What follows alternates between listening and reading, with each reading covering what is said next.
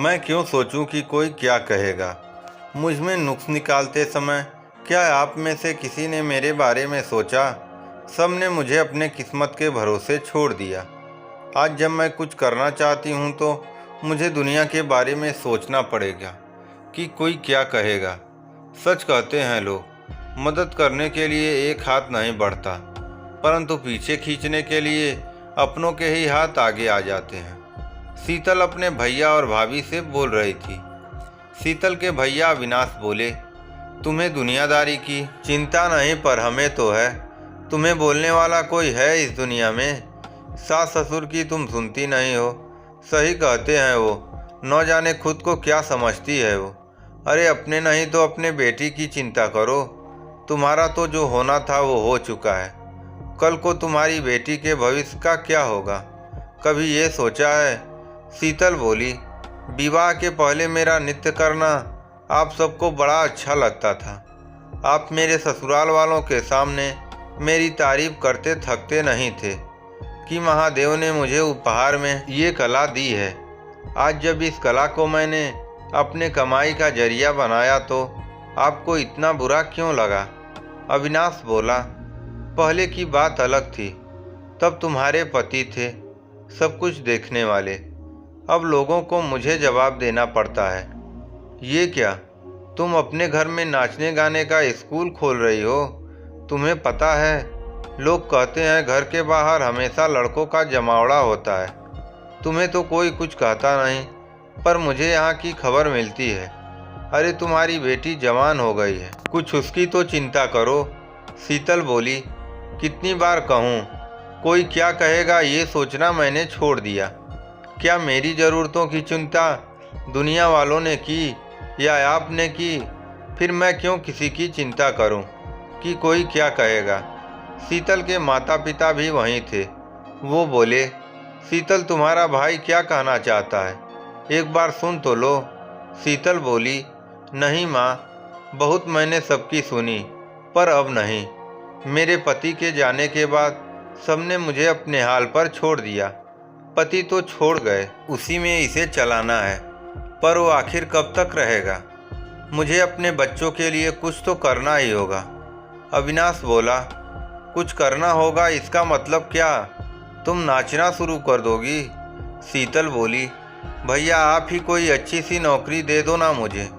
अविनाश बोला, मैं कहाँ से नौकरी दे दूँगा?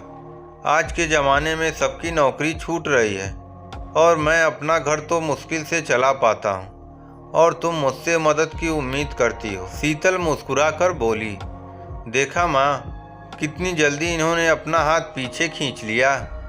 जब मेरा भाई ऐसा कर सकता है तो आपको लगता है दुनिया में कोई ऐसा होगा जो मदद के लिए हाथ बढ़ाएगा? यहाँ कोई मदद नहीं करता, सब अपने स्वार्थ के लिए हाथ बढ़ाते हैं। और मैंने अपने पैरों में घुंघरू बांधा है तो वो मेरी मजबूरी है। मैं दूसरे बच्चों को नृत्य की कला सिखाती हूँ, कोई गलत काम नहीं करती। फिर आप लोग मुझसे क्यों कह रहे हो? औरों का तो समझ में आता है, जब अपने ही हाथ पीछे खींचते हैं तो कोई लड़की इस दुनिया से क्या उम्मीद कर सकती है? माता पिता के समझाने के बाद भी शीतल ने अपना काम नहीं छोड़ा, क्योंकि पति के जाने के बाद उसके पास यही एक विकल्प था। समाज की बुरी नज़र तो एक अकेली औरत पर होती है। घर के आसपास कुछ लड़के जमा हो जाते थे, उसकी स्टूडेंट पर वो तंज कसते थे। धीरे धीरे माता पिता ने अपने बेटियों को वहाँ भेजना बंद कर दिया और शीतल से कहा कि उन्मंचलों की वजह से हम अपनी बेटियों को भेज नहीं सकते, तो आप हमारे घर आकर सिखा दीजिए। शीतल के लिए बड़ी ही विकट परिस्थिति हो गई। संजोग से शीतल के बगल में एक पुलिसकर्मी रहने आया। उनकी बेटियों को भी नृत्य का बड़ा शौक था, और जब उन्हें शीतल का पता चला तो बेटी को वहाँ भेजने लगे। शीतल ने उनसे अपनी समस्या बतलाई तो उन्होंने उनकी मदद की, जिसके कारण उसके घर के आसपास कोई भी अनजान भटकता नहीं था। शीतल की मेहनत रंग लाई और धीरे धीरे उसके पुराने विद्यार्थी भी वापस आने लगे। समय धीरे धीरे आगे बढ़ने लगा। शीतल के माता पिता को उसकी चिंता लगी रहती थी। इधर शीतल की बेटी को 10वीं की परीक्षा में बहुत ही अच्छी सफलता मिली और उसे स्कॉलरशिप भी मिला। उसने अपनी बेटी को आगे पढ़ने के लिए शहर से बाहर भेज दिया। अब वो बेफिक्र होकर अपने काम पर ध्यान केंद्रित करती थी। धीरे धीरे शीतल की कला की चर्चा शहर में फैलने लगी।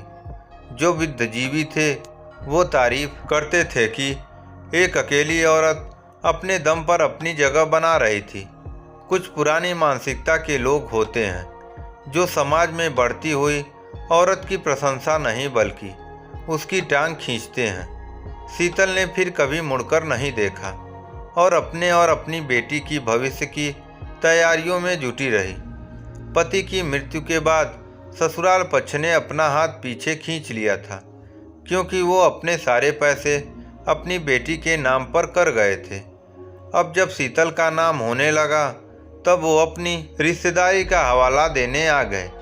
ये वही लोग थे। जब उसने नृत्य सिखाने का फैसला किया था तो न जाने किन किन शब्दों से वो शीतल की तुलना करते थे। शीतल की बेटी वहीं से अपनी माँ का हौसला बढ़ाती थी और कहती थी, माँ कोई हो ना हो पर मैं आपके साथ हूँ। आपने माँ के साथ पिता होने की भूमिका भी बखूबी निभाई है। दुनिया में बहुत कम लोग होते हैं जो मदद के लिए हाथ बढ़ाते हैं, पर आपने अपनी मदद स्वयं की और मुझे आप पर गर्व है। शीतल को उस राज्य की तरफ से पुरस्कृत किया गया।